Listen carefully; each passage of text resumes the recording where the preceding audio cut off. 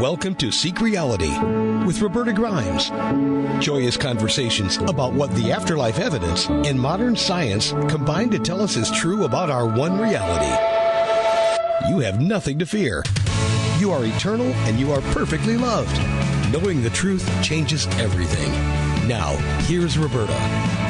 Welcome to Seek Reality. I'm Roberta Grimes, and I'm so happy you're with us today.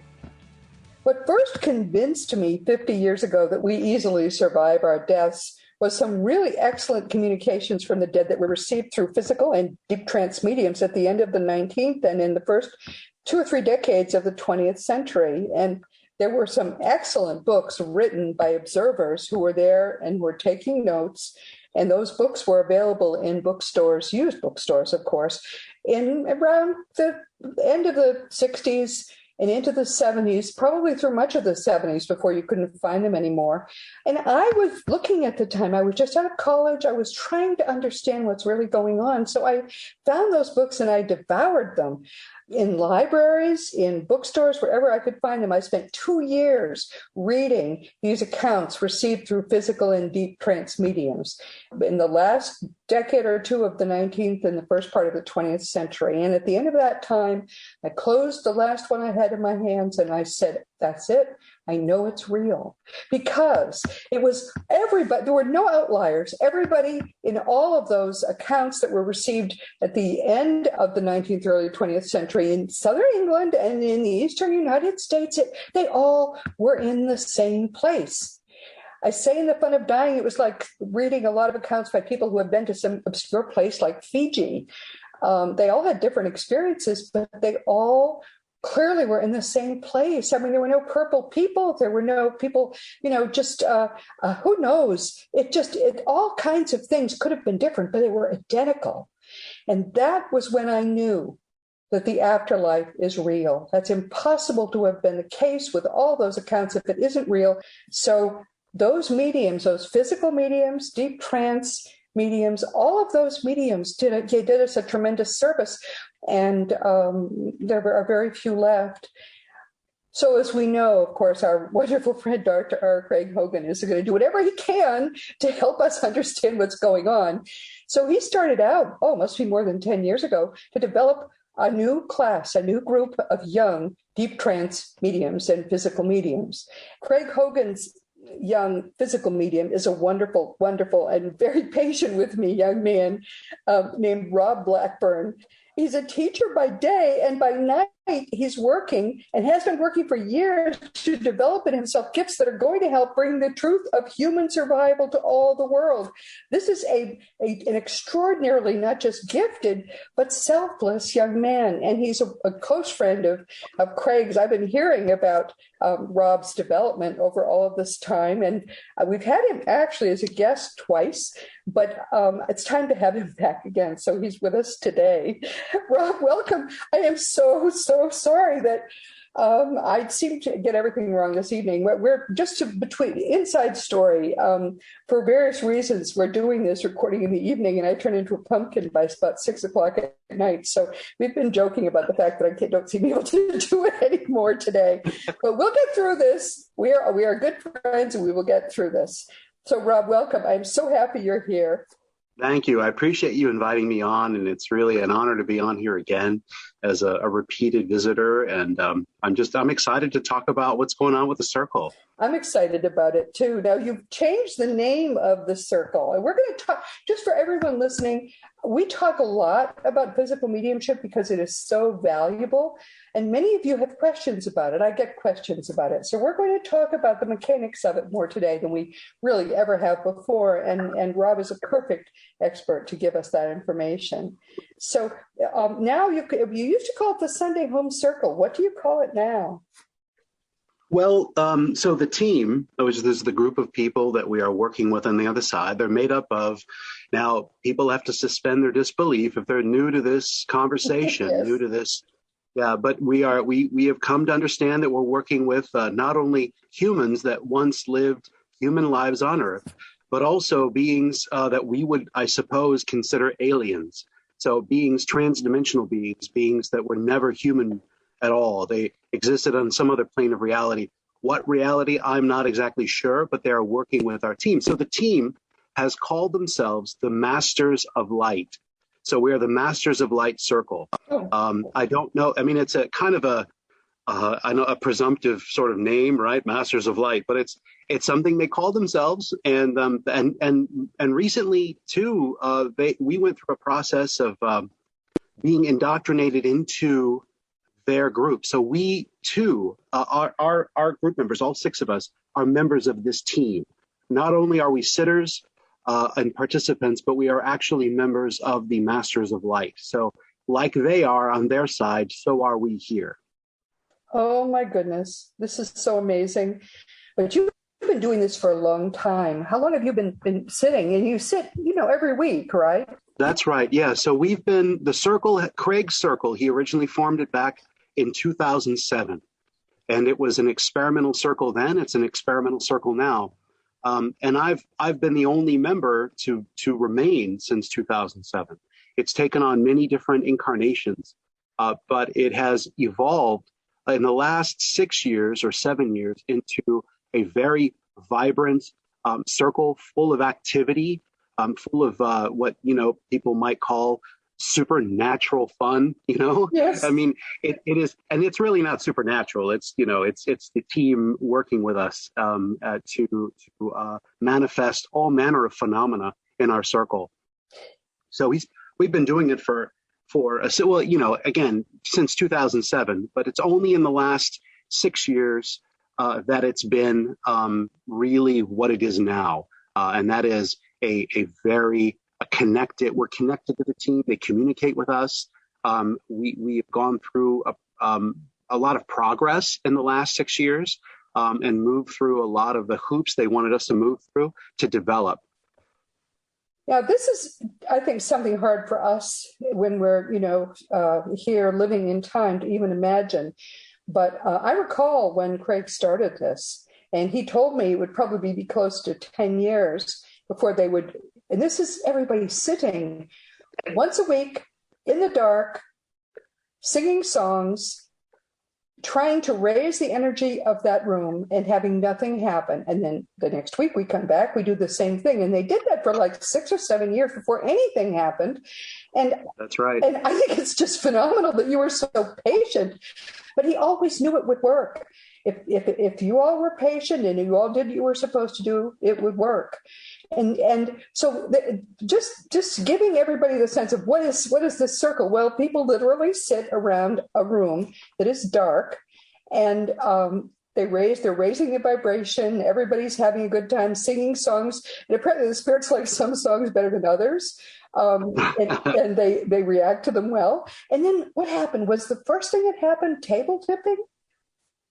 Well, so it's interesting. So Craig likes to think, he looks in terms of big phenomena, big phenomena, big movement, apports, deep trance, that kind of thing. Those are the big things, or physical mediumship, that kind of thing.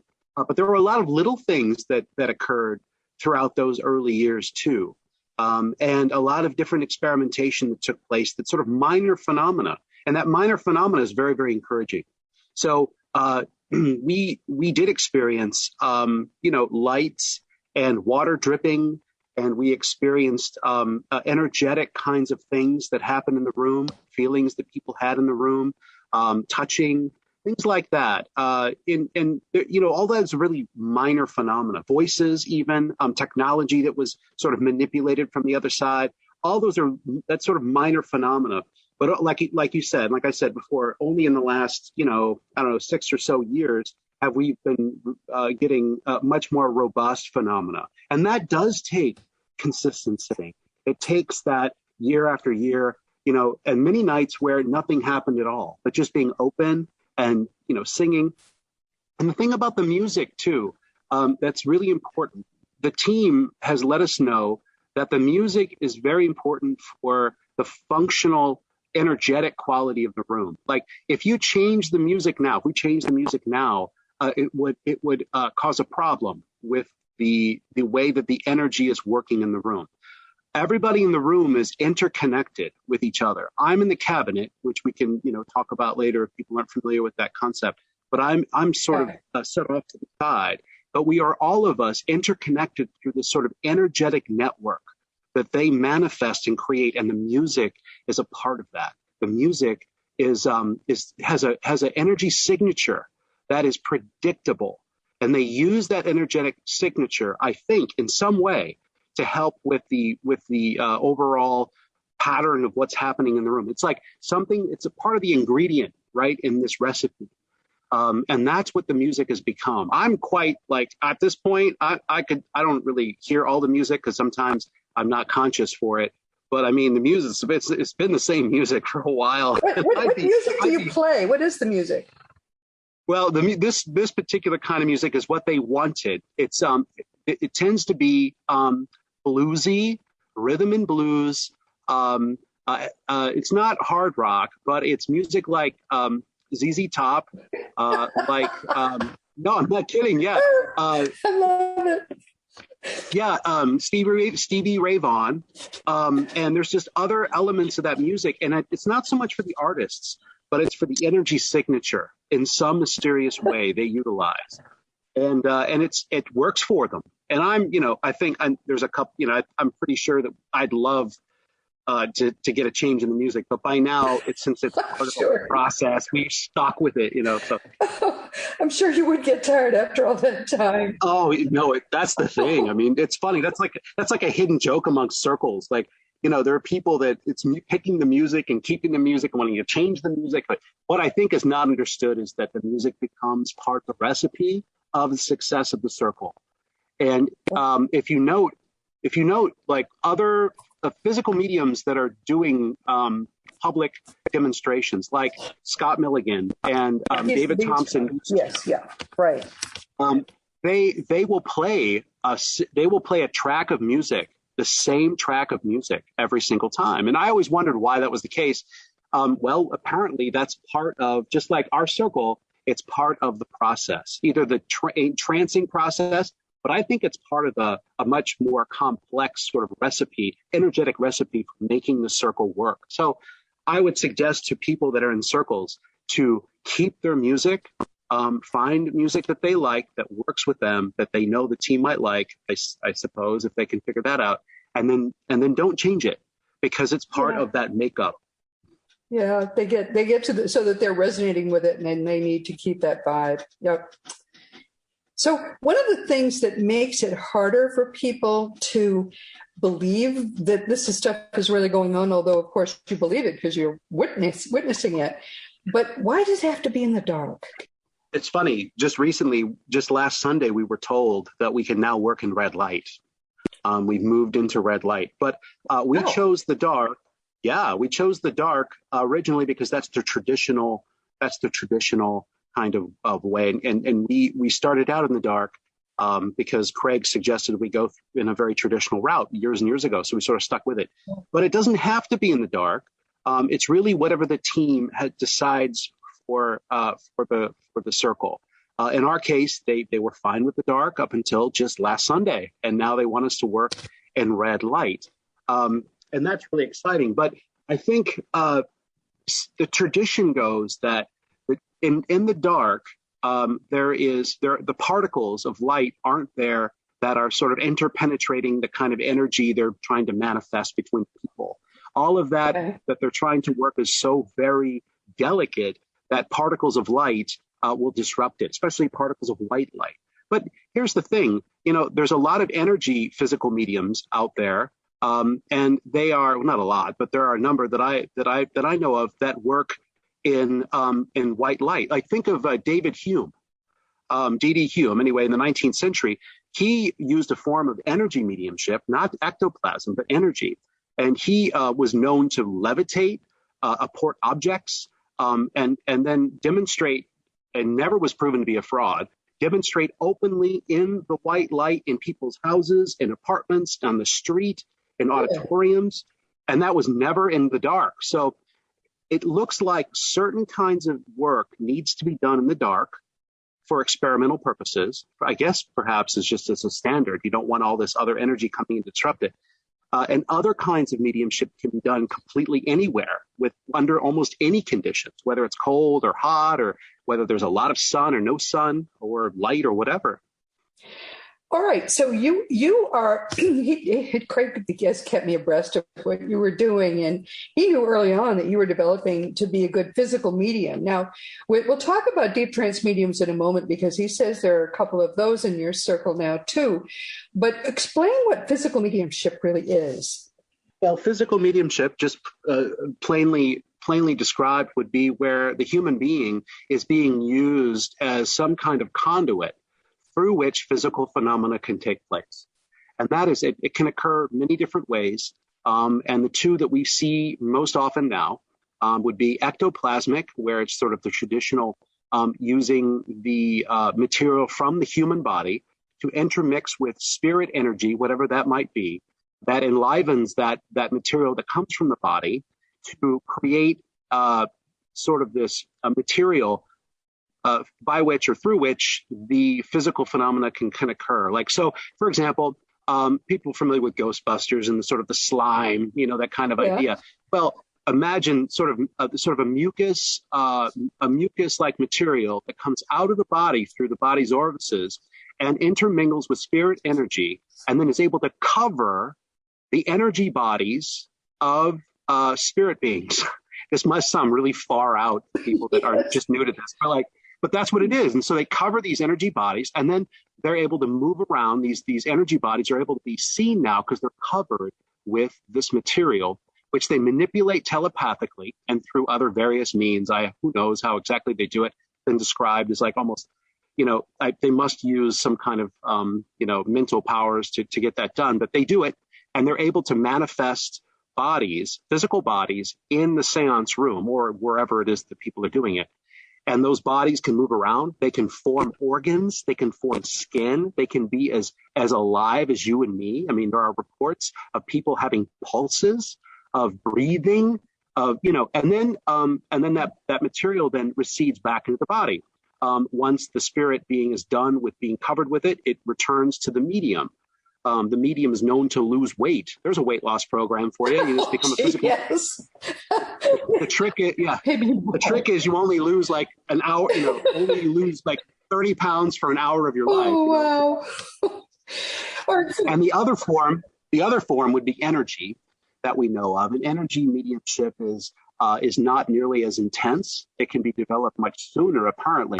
But the trick is with the energy mediums, just like us, the ectoplasmic mediums too, there aren't a lot of people that are able to be those kinds of conduits. Although I suspect that one could be developed into an energy medium through over time. I think there might be something about, because we have a Wednesday circle as well, and we found that people that are involved in this Wednesday circle often have physical phenomena that takes place. It's not ectoplasmic, it's energetic. And so, it seems like an energetic mediumship, I think, is a lot more common than people would believe. I think when you think in terms of haunted houses or poltergeist phenomena to some extent, or whatever, ghostly phenomena, so-called, that happens around people's homes, a lot of that's all energetic, right? Energetic mediumship is far more accessible than ectoplasmic, because ectoplasmic mediumship takes years and years and years and years to develop. As I recall, this is a substance that's produced in abdominal organs, like in your pancreas, that area of your body, right? And it comes out of orifices in the body, and it then can be used by non-physical beings to cloak themselves and make themselves visible. Yes, it's not like it's we're moving towards, hopefully we're going to see a lot more evidence of that. We've seen it in terms of illuminated pools on the floor. I've certainly experienced things in the cabinet, physical manifestations. But it's not to the point where it's manifesting, bodies that are moving around the room or anything like that. But how does it feel when you're produced? I mean, can you feel that your body's producing this stuff? So not necessarily. So there are times where they've demonstrated to me where you can feel it. So it's not necessarily always coming out of the orifices. It's as if it can come out of your skin or be in the space with you. Wow. So I don't think it necessarily needs orifices, although I felt it, choked on it actually. I felt like that was really uncomfortable. They experiment with how they extrude it, right? And sometimes I'm conscious and sometimes I'm not. And I don't know. I haven't compared notes with other people, so I don't know how it is for them. But I think, many of the physical mediums that are doing public seances, I think they're out. They are completely taken into a deep trance state. So there are times where I am also in a deep trance state, and there are other times where I'm not at all, and I can feel things happening around me. I can feel the movement on my skin. I can feel things in my nose. I can feel it, like it's matter. There's matter that is touching me. Wow.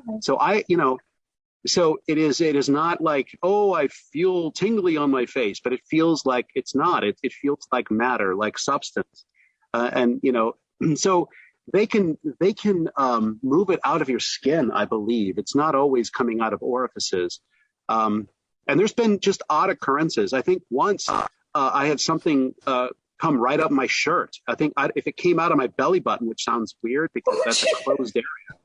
I don't think that's possible, but I don't know. But it came right up through my shirt, and I was terrified. I was awake for that. I thought it was a bug. I thought there was something that was moving up through, but then it sort of went away. It's very strange. I know it sounds really strange, but we are at the infancy really of the kind of the ectoplasmic manifestations. But hopefully they're going to continue to develop and move it out of the cabinet more so, and be able to do things outside of the cabinet and really kind of explore what they can do with it. They could also be pulling ectoplasm from the sitters as well, from everybody in the circle. Really? So okay. Yeah, it wouldn't just be me. It's more like they've described it to me in terms of building power. Building the power, and it takes years to build this power, this reservoir of power. And that's a really strange idea. And I've tried to wrap my head around that. Like, where is that power? Where is that go? Like, what does that mean really? And I don't quite understand it, but it's over time, they build this reservoir of power to do what they're going to do. And they physically change me. They physically change me to be able to, I guess, work with that power, work with that energy. And that's really the crux of it, really. So that's why it takes so many years. They change our bodies, as Craig says it, on a molecular level. They change our bodies, and they change my body to help facilitate this phenomena, which I think for some people, it doesn't take long at all. Other people, it takes a long time, depending on what their goal is, and hopefully their goal is going to involve some really fun ectoplasmic stuff, outside the cabinet. I hope so. So but we'll learn more about what they want to do as time goes on. I've wondered about, Rob, why is it that you sit in a little room, in a cabinet? It's not really, it's just like a little closet, right? Yeah, it's not necessary, but it's traditional.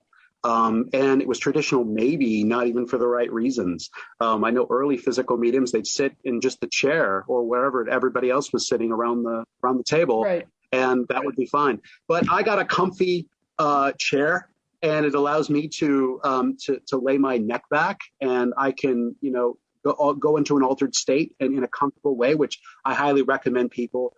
If you are finding yourself moving into altered states, do sit in a comfy chair. You don't want to be getting whiplash by your neck moving back and forth. You get a comfy chair. Yeah, well, you don't need the closet. You don't need the closet, or you don't need the cabinet. But it's for me. I like being tucked away, and it allows them to really build the energy within the cabinet. There is an energetic difference between being at the table and being in that cabinet. There really is. I don't know how they're able to do it. I suppose through some sort of energy structure that they build, and that's probably what it is. But they're able to seclude that energy and really concentrate it in the cabinet, and that's the benefit. And I suppose you could sit to get the same reaction if you just sat without the cabinet away from the table a bit.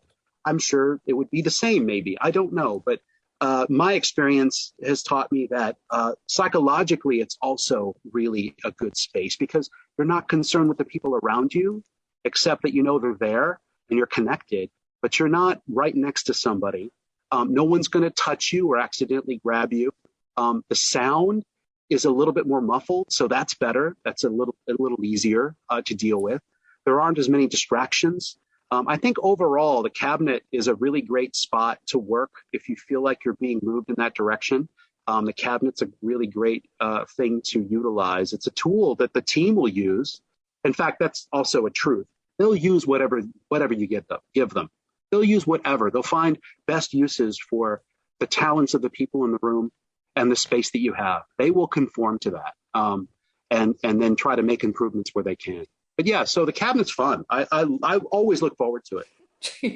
Well, it's, everybody needs a hobby. But I think they have found that, in fact, it was a good thing for physical mediums because, as you say, I mean, it's a private place. If you're going to go into a trance and you'll be helpless, it's nice to be protected that way. It also does concentrate the energy. So that makes a lot of sense. So who are these people you're working with? You say that, do you know how many there are? Do you know, you say some are from other planets? Do you know some of their names? Yeah. So we've been introduced to them over the years. There's been many people that have come to the circle to communicate to us. Our one of our sitters, Vicky, has, so this is the means by which they've communicated to us in the past. We found that first of all, Vicky is a very, very gifted mental medium, a clairvoyant. And so they utilize, as I just mentioned, they utilize the gifts of the people in the room. So they utilized Vicky, they utilized her to give very specific messages. And they would then, the physical phenomena would validate what she says. So if she would say, there is a person named, Steve, and he is from the circle, and he is giving us, he's waving to us and telling us we're doing a great job, or something along those lines, right? And not a profound message, but something simple. And then we would have rapping or knocking or movement on the table or somewhere in the room to indicate that was a validated, that was something that was like a valid thing from the team. So they always give us physical phenomena that validates whatever messages we get from the team. And by the way, the messages we get from the team are very far and few in between. We are not blanketed with, philosophical conversation and, platitudes and all of these. No, they actually just give us words of encouragement. They tell us about our progress. They give us direction and where we need to go. And occasionally in the past, we've had, a little bit more of a prolonged conversation with certain individuals. But almost always, they're very loving, which, by the way, that's a big part of our circle is the love that we have. And it sounds cheesy, but it's true. The love that we have for each other in the circle and the love we have for the team and the love that they constantly tell us they have for us. Again, for jaded people that think, these invisible people are loving you from afar, that sounds, well, I don't know how it sounds, but I can tell you how it feels. These people truly, deeply care about the state of the world. They care about individuals that will decide to devote a little time to connect with them and potentially grow spiritually for whatever possible good purpose might come out of it. And these team members, there are, again, like I said, they were human. There are alien beings that exist that are working with them.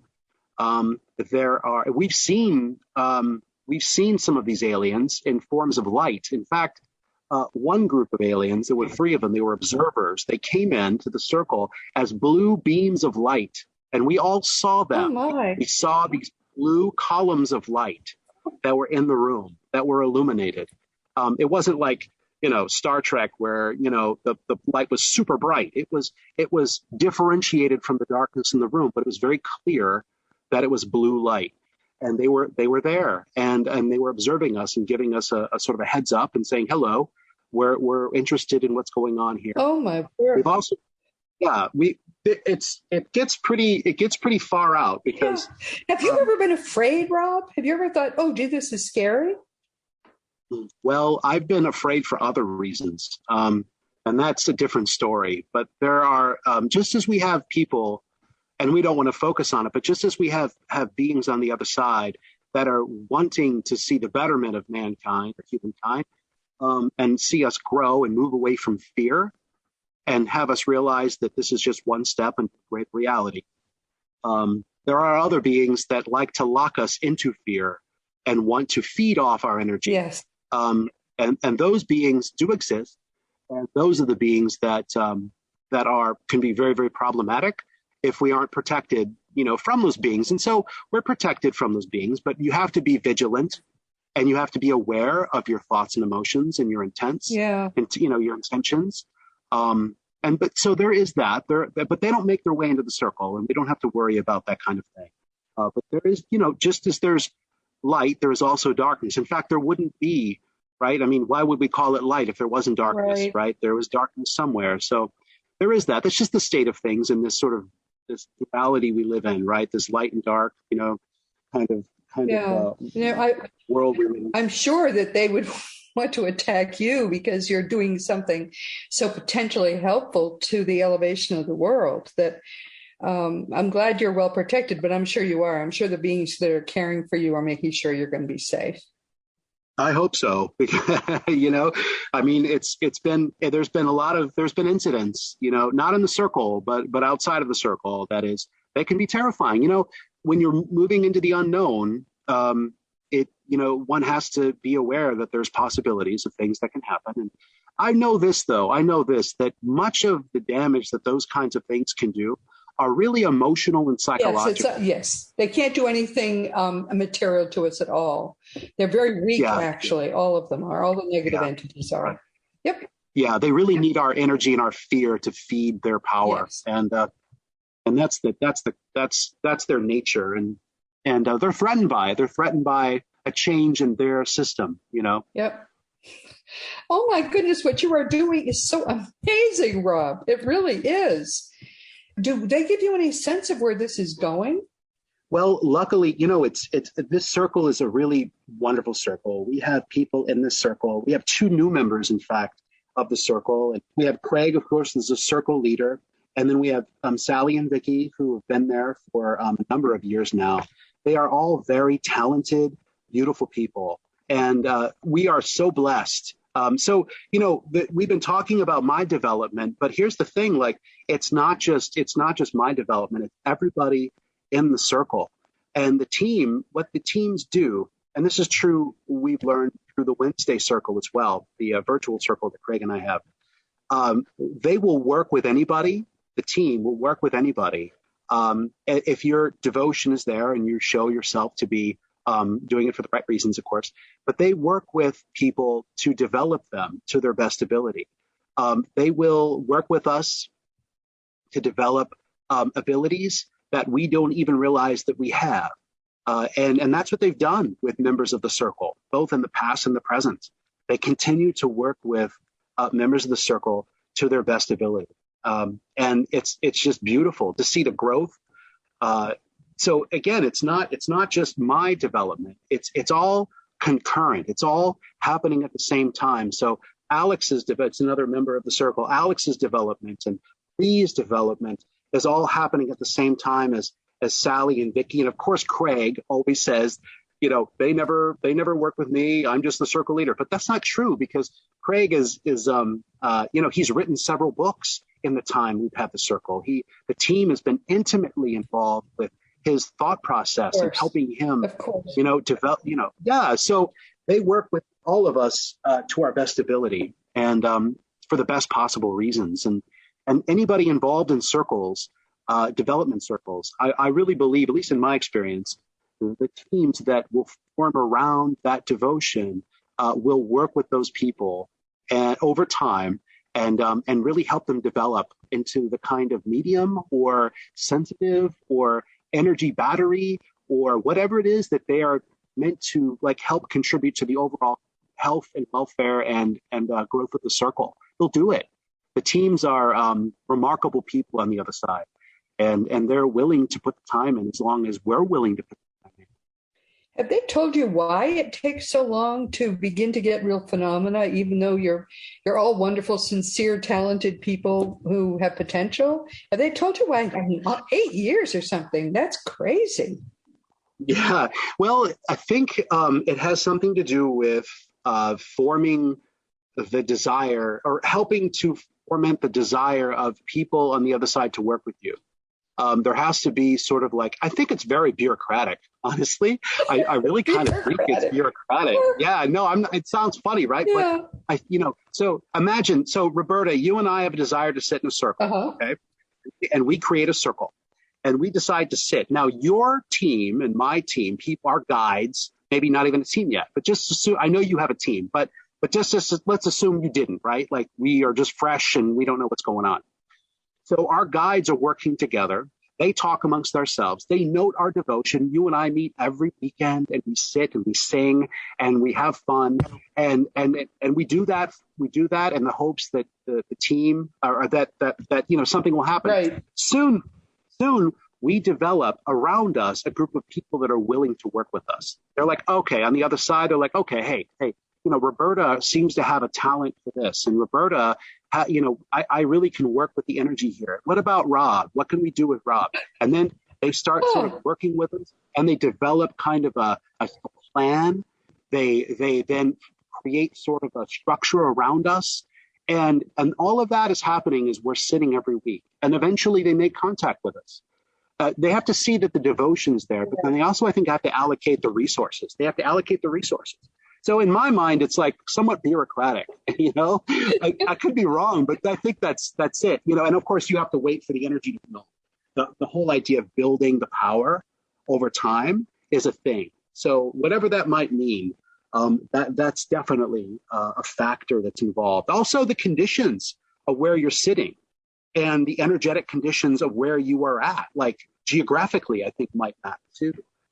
There's a lot of factors that might be involved that we're not aware of. But first and foremost is sincerity and devotion. I think those are the two big things. Fascinating. Because I know it always takes this amount of time before the most devoted circle really starts producing results. There don't seem to be shortcuts. So your explanation, it's a sort of like a bespoke suit. It has to be sort of custom tailored to the people there. And there's nobody on the other side gets ordered to do anything. So these people have to be attracted to and want to help you. And of course it would become a love relationship. That's what else could it be when they are spending so much time with you? I never understood a lot of this. You're helping me understand what's really going on too, but I have a question for you. Is Craig developing any of these talents? Because he won't tell me. He is so secretive, isn't that guy? He really is. I know. He's so open. Yeah, right. No. He's so open, but he always says, well, I'm really not feeling. But that's not. So they've given him messages. They've communicated with him in the circle before. He is not going into trance or anything like that. But I think his goal was to be a PR guy in a sense for the team and for really those thinkers on the other side that are trying to convey a truth and a message to people on this side. And his gifts, of course, writing and speaking and teaching and having the patience to talk to people about it. Yes. Two of his recent books, like, for example, The Answers to Life's Enduring Questions, yeah. From Science Discoveries and Afterlife Revelations. I mean, that's the most recent one. He gave us a copy of one that's even more recent called Evidence Beyond a Reasonable Doubt. Yeah. You will never die. Yeah, 15 kinds of afterlife evidence. He was just on a few days ago talking about that. Okay, great. Yeah, I got to listen to that then. No, so your audience is they understand and know his work. So of course they do. But that's his gift, but they give him insight. It's interesting in the past about, I want to say 3 years ago, about 2 years ago, 2.5 years ago, we had a time where we were able to ask questions of the team, and the team would knock and rap the table and move the table in response to like yes or no questions. Yes. Okay. Yeah. And so and everybody was asking them yes or no questions, and the team was responding. And these questions became, some of them were of a historical nature, some were of a spiritual nature, some, were just whatever kinds of questions that people were coming up with to ask. And he was able to get information from the team that way. So I think, Craig is, he's analytical about it. Right. He's very analytical and he's working in terms of information. And although his energy is absolutely important to the function of the circle, he is the circle leader. Yeah.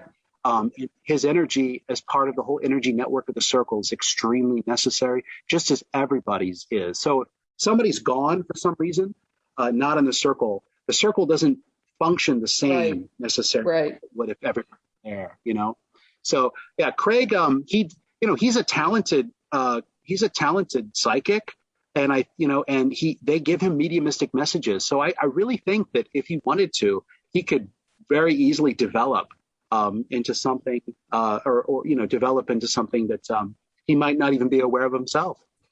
I very much enjoy knowing him. I think he's the most spiritually advanced person I have ever met who's in a body. And it's just, this is the kind of thing he would do. He would want to push the rest of you forward and make you shine. But yeah, he's been so phenomenally prolific this year. He wrote like 6 books. Right. And any one of those books, I could not have written in a month. A month, in a year, in 2 years. I could not have done it. He has footnotes. Can you believe footnotes? Yes, I was telling him his books are such a resource. They're such a resource. I mean, they're going to be looking at these books for a long time. I think so too. I think they're just wonderful, and I think he is, and I think you are. I think it's important to tell everyone that, frankly, Rob, what you're doing is so spectacular. It's a gift to the world because it's you're using your body and your mind, and you're turning them over to the use of people not in bodies, so that they can use you, who you are, your body, your mind, to help to prove to the world that life is eternal. I mean, very few people have that kind of courage and that kind of dedication and devotion, and you have been with him right from the beginning, and you now are doing 2 circles with him a week. I give you so much credit, and I'm so grateful to you that you're doing what you're doing. Thank you. Well, that's very, very, very kind of you to say. It's funny. I see it as being a lot of fun. Well, you know what? It's a lot of fun, Don't do anything unless it's fun. I agree with you. Absolutely. Yeah. Well, it's just, I want to be of service, right? Yeah. So we began this with that in mind. We want to be of service if we can. And I just hope that I can be. I just hope that it'll evolve and be of greater service, so that it can, be a standard. That's one of the things that the experimental circle, this circle, Master of Light Circle, has shown. There's a lot of things that have occurred that hopefully will document more thoroughly and demonstrate how circles work, or how they can work. It's very mysterious for people to think, like, what happens in the circle. There's a lot of nuances and a lot of interesting dynamics that take place, and that can be easily sort of forgotten. And there's every sitting is different. Every sitting, although similar things might happen, every sitting we have is an experiment, and they're always doing something that's a little different than they did before, and sometimes very, very different. It is not. It's not necessarily predictable, although there's elements of it that are very predictable. And it's always growing. It's always growing and moving, and the team is very creative. So I hope that they can use us and continue to use us for whatever it is that they need. because I think people do need to be aware that life continues and we need not fear death. Not at all. That this is, yeah. Our guest is Rob Blackburn, and he is a developing physical medium, one of very few in the world, and his dedication is unbelievable. Rob, tell me, what do you want people to take away from today? Well, I think that they should understand that they too can sit. They can start a circle with some loving friends, family members, people that are of like mind. And if you're devoted and open, and for the right reasons, you will be developed in some manner. It might not be for physical mediumship. It might be for something you have no idea. And we have terms and names for things that we've given them, these very definitive boundaries. And I think that's a little unfair for the spirit world and for the teams. They are doing things that have crossed boundaries. I mean, we use mental mediumship, trance mediumship, physical mediumship, all in the same circle at the same time. And so being open, just being open to the love and light of the people that are working for the betterment of humankind. Just imagine that for a second, that there are people out there that are beings out there that are willing to work with us. If we put our heart and time and effort into it, they will meet us where we are, and they will teach us and show us, and they will ultimately love us. And that might sound far out, but it's very attainable and a very real thing. No, it's beautiful. If you're interested in talking about any of this, the best place to go is afterlifeinstitute.org and contact Craig that way, because he's really the one who is the mastermind of all of this. And I give him a lot of credit too. Oh, my goodness.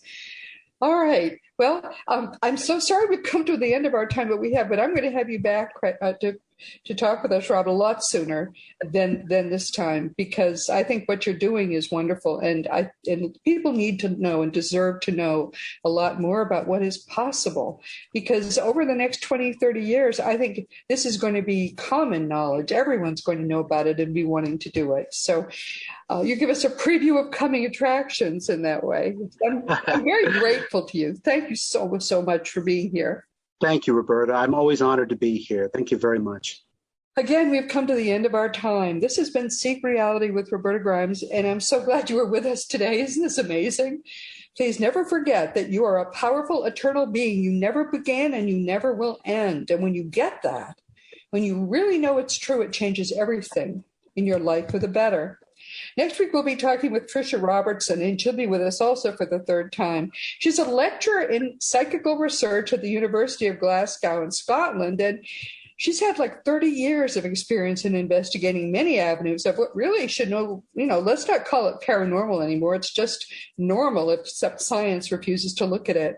She's written 3 books that are very entertaining called Things You Can Do When You're Dead, More Things You Can Do When You're Dead. And it's life and death, but not as we know it. We talked about that latest book a year and a half, 2 years ago, and we've talked about her third book as well. Her first book as well. So we're going to talk about the second book next week, which is More Things You Can Do When You're Dead.